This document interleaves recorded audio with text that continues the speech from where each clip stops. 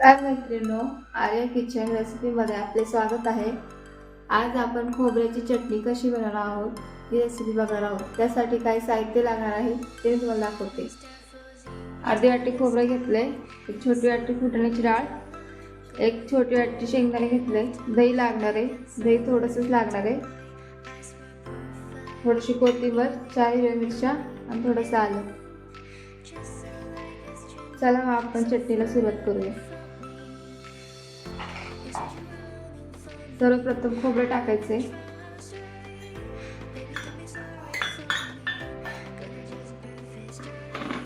त्याच्यामध्ये शेंगदाणे टाकायचे,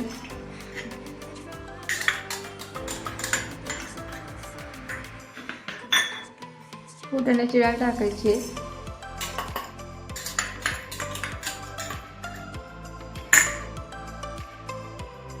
थोडंसं दही टाकायचं,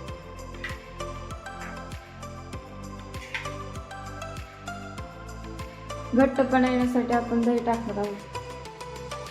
तुमच्याकडे चिंच असेल तर तुम्ही चिंच सुद्धा टाकू शकता।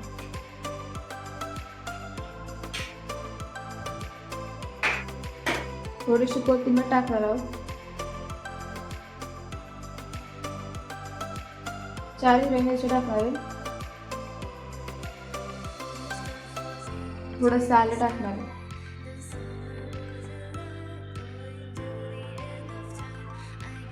चवीपुरतं मीठ, चवीनुसार मीठ टाकणार आहे, मी थोडं घेतलं।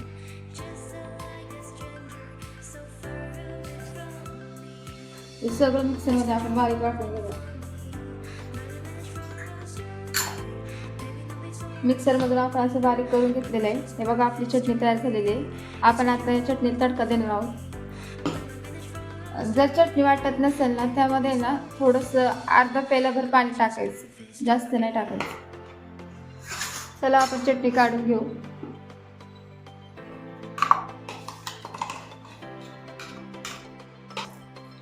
आपण चटणीला तडका देणार आहोत।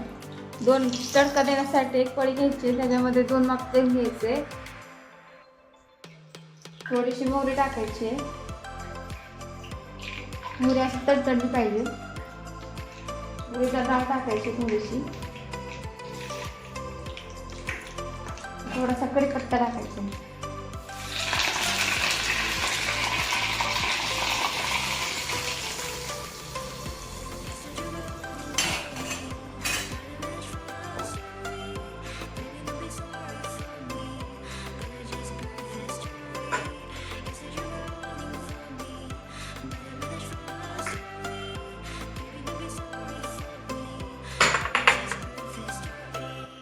ही झाली आपली खोबऱ्याची चटणी तयार। कशी वाटली रेसिपी कमेंटमध्ये नक्की सांगा।